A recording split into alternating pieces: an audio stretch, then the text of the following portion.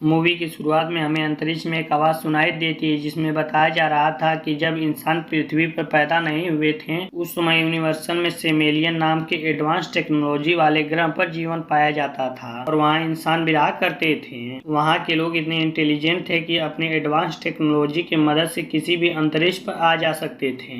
जिसके बाद हमें सोमेलियम ग्रह पर रहने वाले एक फैमिली को दिखाया जाता है जिसमें माइल्स, उसकी वाइफ आलिया और बेटी नवीन होती हैं। माइल्स की बेटी को एक काफी खतरनाक बीमारी होती है जिसमें उसकी जान भी जा सकती है। माइल्स को अपनी बेटी का इलाज कराने के लिए काफी पैसों की जरूरत थी। वो अपने वाइफ को बताता है कि मैंने एक स्पेसशिप पर जाने का फैसला किया है जिसमें मुझे वैज्ञानिकों को दूसरे ग्रह पर ले जाना होगा और इसमें मुझे करीब 2 साल का समय लग जाएगा क्योंकि वो ग्रह काफी दूर है। माइल्स वैज्ञानिकों को नए नए ग्रह पर ले जाने का काम किया करता था। ये सब सुनकर माइल्स की वाइफ काफी परेशान हो जाती है और माइल्स उसे बताता है कि इस मिशन से हमें काफी पैसे मिलेंगे जिससे हम अपनी बेटी का इलाज करवा पाएंगे। फिर वो अपनी बेटी के पास जाता है और उसे ये बात बताता है। ये बात सुनकर उसकी बेटी भी काफी परेशान हो जाती है मगर वो जानती थी कि उसके डैड उसके बीमारी का इलाज करवाने के लिए सब कर रहे हैं और उनसे जल्दी आने को कहती है। फिर माइल्स अपने मिशन पर निकल जाता है जिसके बाद हम माइल्स को एक स्पेसशिप पे देखते हैं। वो स्पेसशिप ऑटो पैलेस पर चल रहा था।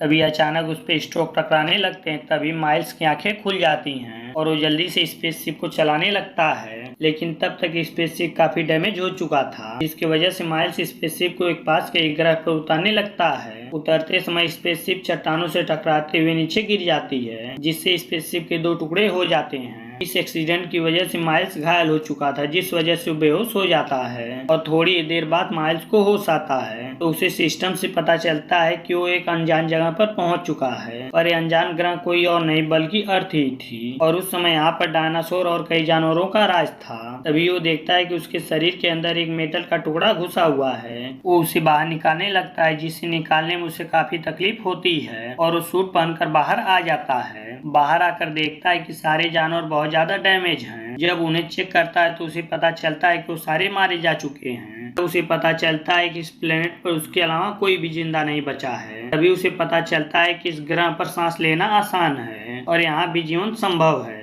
फिर वो स्पेसशिप के अंदर जाता है और स्पेसशिप के एजेंसी को मैसेज भेजता है जिसमें वो इस एक्सीडेंट के बारे में बताता है और साथ ही वो इस ग्रह के बारे में बताता है कि इस ग्रह पर जीवन संभव है। मगर माइल्स दुखी होने लगा था क्योंकि उसे लगने लगा था कि इस ग्रह से निकलना कहीं ना कहीं बड़ी मुश्किल है और इसी वजह से वो खुद को मारने की कोशिश करता। तभी उसे उसकी बेटी याद आने लगती है जिस वजह से वो खुद को मारने का इरादा बदल लेता है क्योंकि उसे अभी अपनी बेटी का इलाज भी करवाना था। जिसके बाद वो स्पेसशिप में जाकर कुछ ढूंढने लगता है। तभी उसे सिस्टम में एक आवाज आती है जिससे उसे पता चलता है कि चेंबर के अंदर का इंसान अभी भी जिंदा है। माइल्स अब उस चेंबर को ढूंढने निकल जाता है। थोड़ी ही देर बाद ढूंढने पर उसे वो चेंबर मिल जाता है। उसे खोलता है। उसे उसके अंदर एक छोटी लड़की दिखाई देती है। उसका नाम ओवा होता है। उस लड़की को जिंदा देखकर माइल्स थोड़ा खुश होता है और उसे स्पेसशिप पर ले जाकर उसका इलाज करने लगता है। यहीं पर यह मूवी एंड होती है।